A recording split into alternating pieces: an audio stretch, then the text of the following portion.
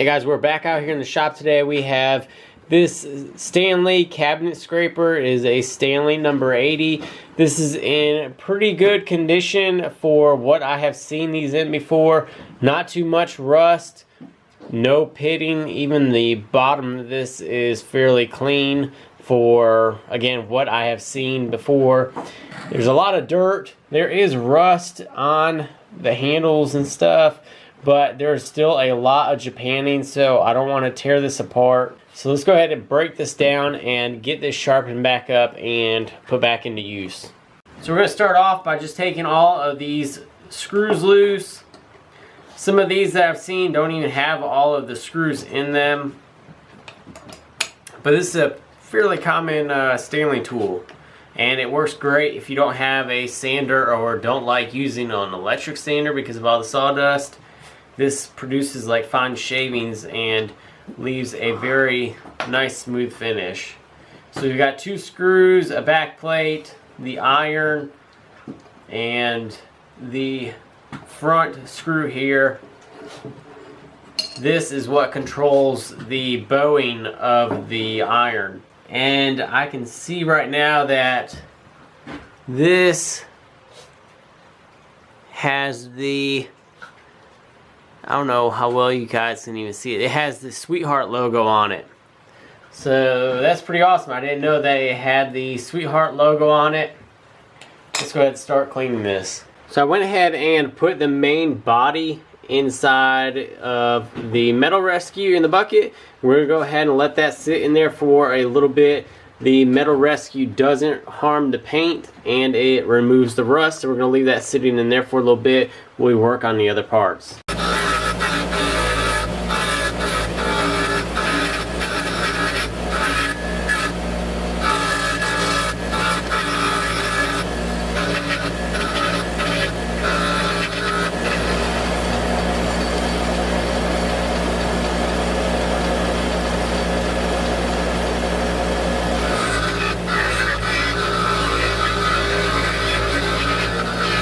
So here we are after the pieces have came off of the wire wheel on the bench grinder.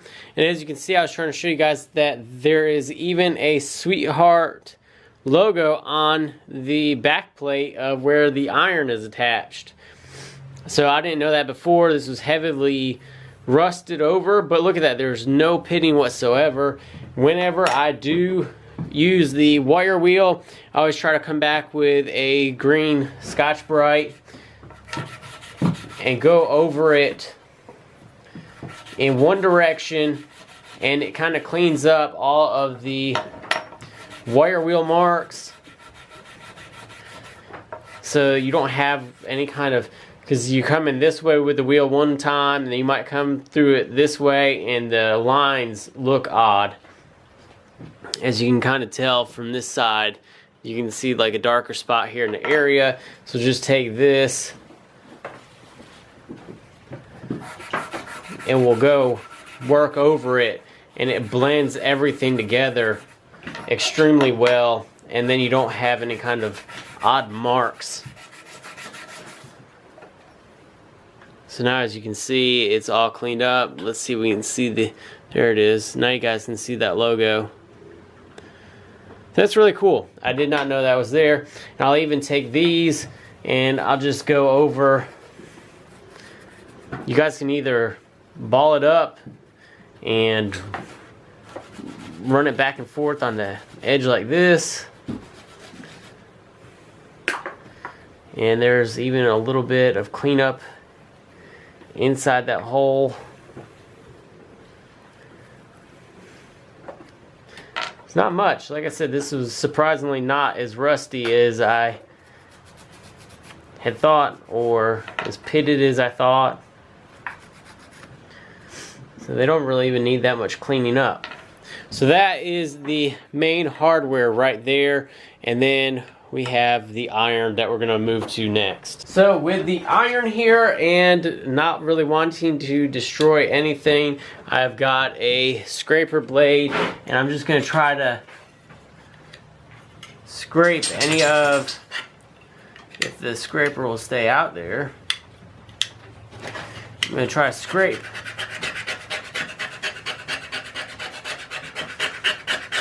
any debris off that I can. Look at all that rust that's coming off there for the most part. This will make the cleanup and the sharpening a whole lot easier. It'll keep all your all your stones and stuff cleaner. Spin that around. And these irons on the cabinet scrapers have two bevels on them, two sides, two edges. So when you go to sharpen them, you got to remember to do both sides, and also watch your hands whenever you're using the cabinet scraper. You don't want to cut your hand on the exposed edge. Now that we've gotten most of the little debris or whatever cleaned off, we're gonna go ahead and start sharpening it on these plates on this plate right here. And I'm gonna start with this, work up into here, and then from this sandpaper, I'm gonna go ahead and move to a stone.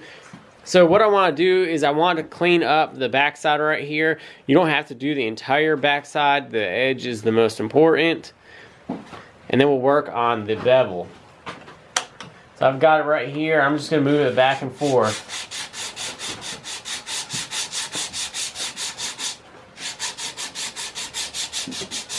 And that's all I'm going to get with it right there. I'm not going to go too much higher. I'm going to polish this off just to kind of try to see if we can get some of the scratches out of there. But so now that we've got the backside all cleaned up and flattened out, it has some of the discoloration, but there's no pitting and it's completely flat. So that's why I'm going to move on to the bevel. Now most of the time these are done at about 45-degree angles. It's not a major issue if it's not 100% 45. So the way I do it is I just kind of feel for the bevel, and I usually use my fingers down here to brace it, and then use this hand on the backside to rock it into the correct position, and then I just move it back and forth. And I check to see the wear on it. You can see I have a little bit more wear here and wear there, or the color, but my bevel is completely flat right here in the middle. So I'll just keep on working it until it is all completely cleaned up.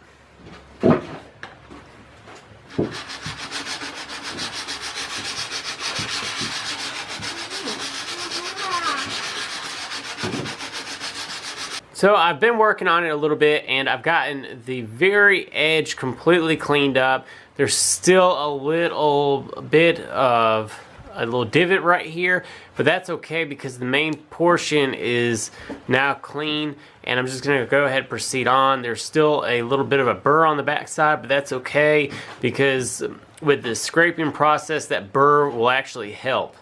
So now I've got an oil stone out here, and I'm going to be just doing the same exact thing, except I want to make sure that I am moving it all around because I don't want to cut a weird groove in my oil stone. Same as if you have a water stone, you don't want to do that either, so you want to be very careful.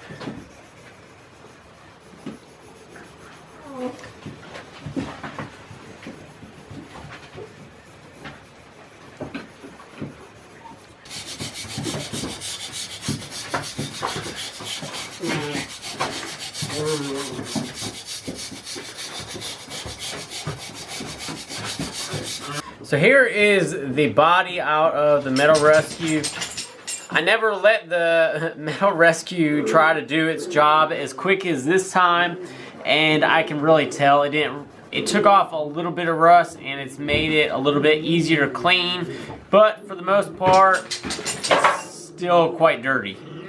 So I'm just gonna go with it and leave it with how it is for the handles and stuff. But I'm going to go ahead and try to get the base of it cleaned up.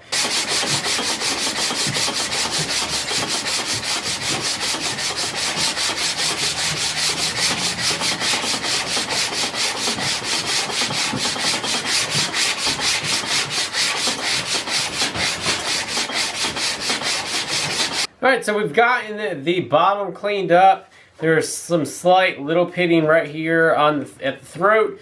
but that's okay. So we're gonna go ahead and get this reassembled, and then we're gonna try it out and see how well it does. So we're putting in the 2 back thumb screws right now, and they're the ones with the holes. There's 2 of them. Then the 3rd one doesn't have any holes. It's kind of common sense. That one goes in the middle for where it is bending. And when you're putting this all together, this, where the bar is the front side, where it says number 80. That is the front. This is the direction that you go with it. So the way you want it is the bevel, this, to be where it says Stanley, and then the burr mark, or the burr on it, goes towards the 80. So we're going to put that in there for a second. We're going to grab a piece of wood, put this on top of the wood, get this so that the blade is resting on that piece of pine right there. And now I'm going to tighten these up.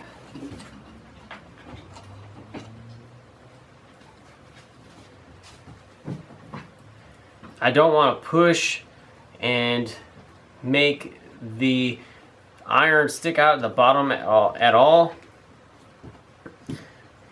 You want these fairly snug. And then we're going to take that last screw, put it on the back side. This is what forms that little arc in your iron whenever you're doing the cutting. So I'm just tightening it up until I feel it touch. So there it is. I felt it touch. I'm going to stop right there. Check the iron to make sure it's not sticking out of the bottom at all.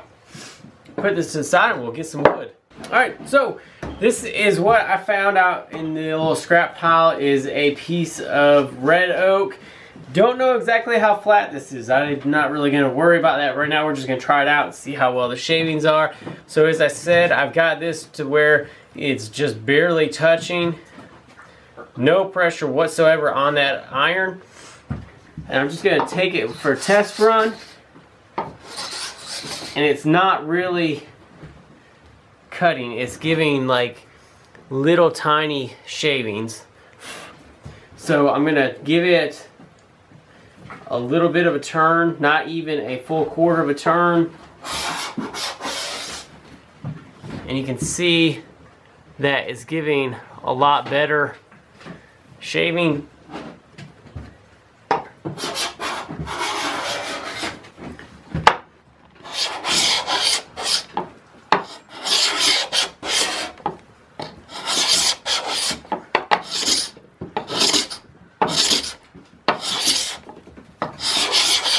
Thanks guys for joining along today and watching this little refinishing. Hope you guys could find these. These are pretty cheap on eBay. They work really well for finishing up projects, not worrying about having to sand, stuff like that. They produce these nice little shavings right here, and they give a fairly smooth finish to where you don't have to worry about sandpaper. If you guys enjoyed the video, go ahead and hit that thumbs up button and share it around on all the social network. Thank you guys for watching. I hope you guys enjoyed it, and I'll see you guys on the next video.